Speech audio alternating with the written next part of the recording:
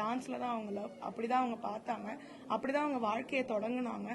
அப்பாவை அனுப்பிச்சு வைக்கும் போதும் அவர் சாமி கிட்ட போகும்போதும் அம்மாவோட எக்ஸ்பிரசிவ் ஆஃப் லவ் தான் நாங்கள் 2 பேரும் பார்க்குறோம். அதை விமர்சிக்கிறீங்கன்னா உங்களுடைய புரிதல் அவ்வளோதான்.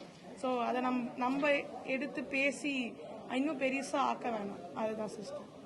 இதுக்குமே இப்போதைக்கு பதில் சொல்லக்கூடிய ஏன்னா நாங்களும் நிறைய சோசியல் மீடியா பார்த்துட்டு தான் இருக்கோம். நிறைய பேர் வந்து பார்த்தீங்கன்னா நிறைய விஷயங்கள் முழுமையாக தெரிஞ்ச மாதிரி முழுமையாக கூடயே பயணிச்ச மாதிரி சில பேர் சொன்னாங்க. பார்க்கும்போது எங்களுக்கே அதிர்ச்சியாக தான் இருந்துச்சு. ஏன்னா அந்த கடந்த தெரியாத நிறைய இன்ஃபர்மேஷன் அவங்க சொன்னாங்க, நிறைய பேர் சொன்னாங்க. ஸோ அதெல்லாம் எங்களுக்கே அதிர்ச்சியாக தான் இருந்துச்சு. ஸோ எல்லாருக்கும் வணக்கம். அதாவது எங்களோட நிறைய விஷயங்கள எங்கள் குடும்பத்தோட ட்ராவல் பண்ணிருக்கீங்க. நீங்கள் இல்லாமல் எங்கள் ஃபேமிலி கிடையாது. எங்கள் மாமா வந்து உங்களோட ஒவ்வொரு கைத்தட்டல்லையும் உங்களோட ஒவ்வொருட அன்பலையும் தான் இன்னைக்கும் வாழ்ந்துட்டு இருக்கார். அப்படிதான் வாழ்ந்து வந்தார். என்னோட இந்த தருணங்களில் எங்களுக்கு மிக பெரும் ஒரு ஆதரவாகவும் இருந்தது நீங்கள் மட்டும்தான், மக்கள் மட்டும்தான். எங்கள் குடும்பத்தில் நாங்கள் மட்டும்தான் அந்த 5-6 பேர் மட்டும் தான் நினச்சிட்டு இருந்தோம். ஆனால் இன்னைக்கு தான் தெரிஞ்சது இவ்வளோ பேர் இருக்கீங்க, இவ்வளோ பேர் அன்பு காட்ட இருக்கீங்க அப்படின்றது தெரிய வந்துச்சு. எல்லாருக்கும் வணக்கம். ப்ரெஸ் மீட் இந்த மாதிரி புதுசு கிடையாது. ஆனால் அப்பா இல்லாமல் முதல் வாட்டி இப்படி உட்காரதுன்றது எனக்கு ரொம்ப கஷ்டமாக இருக்குது. முதல் நன்றி வந்து பத்திரிகையாளர்கள் உங்களுக்கும் மக்களுக்கும் காவல்துறைக்கும் தான். ஏன்னா அப்பாவோட எல்லா நிகழ்வுகளையும் நீங்கள் எல்லாருமே ரொம்ப சப்போர்ட்டிவாக இருந்திருக்கீங்க. அவரை வழி அனுப்பி வைக்கும் போதும் சாமிக்கிட்ட அனுப்பும் போதும் அவர் என்ன நினச்சாரோ அதை விட 100 மடங்கு நீங்கள் ரொம்ப சப்போர்ட்டிவாக எங்கள் கூட நின்னீங்க. அதுக்கு எல்லாருக்குமே பெரிய பெரிய நன்றி. ஒருத்தரையும் தேடி என்னால் சொல்ல முடியல, அதனால் இதன் மூலமாக நான் சொல்லிக்கிறேன். மாமா சொன்ன மாதிரி தான் உங்களுடைய கைத்தட்டலில் தான் அப்பா உருவானார். எந்த இடத்துல சிரிப்பு இருக்கோ, எந்த இடத்துல நகைச்சுவை இருக்கோ, கண்டிப்பாக அப்பா அங்கே இருந்துக்கிட்டே இருப்பார்.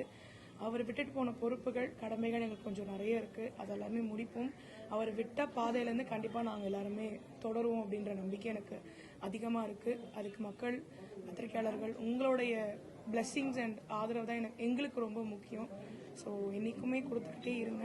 அண்ட் எல்லாத்துக்குமே, எல்லா அண்ணன்களுக்கும், இங்கே நிற்கிற எல்லா அண்ணன்களுக்கும் ரொம்ப ரொம்ப ரொம்ப நன்றி.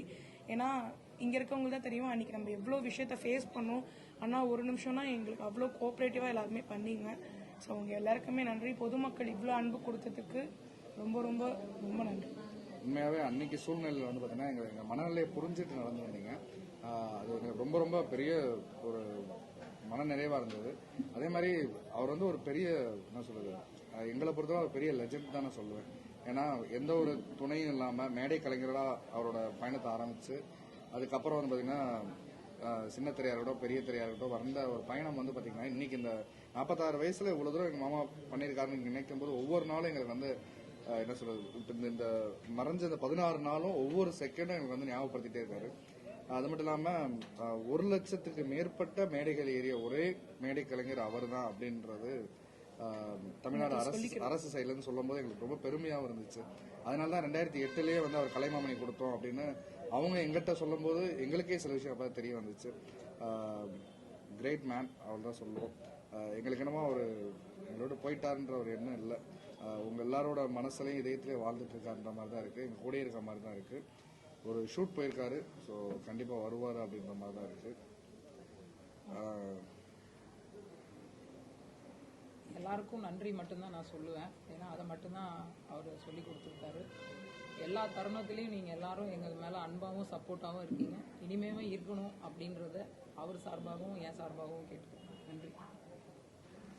தேங்க்யூண்ணா. எல்லாருக்குமே தேங்க்யூ.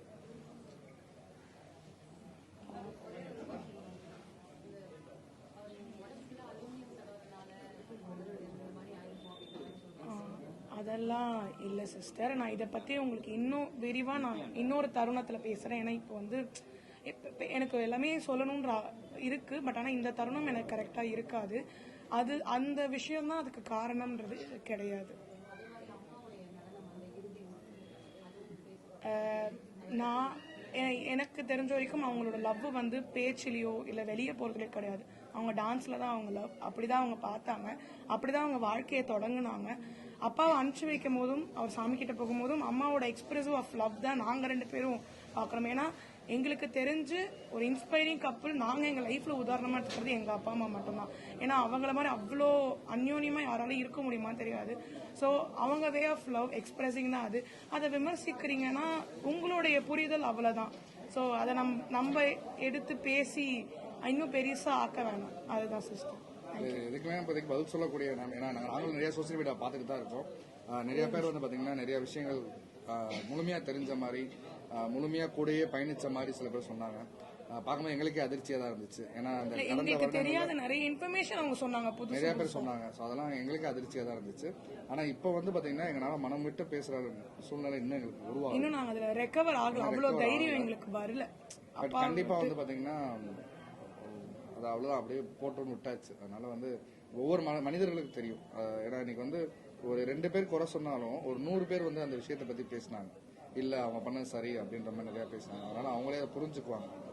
அதனால இதுக்கு விளக்கம் கொடுக்குற மனநிலை இல்லை, நம்ம ஏதோ பண்ணிக்கலாம். தேங்க்யூ.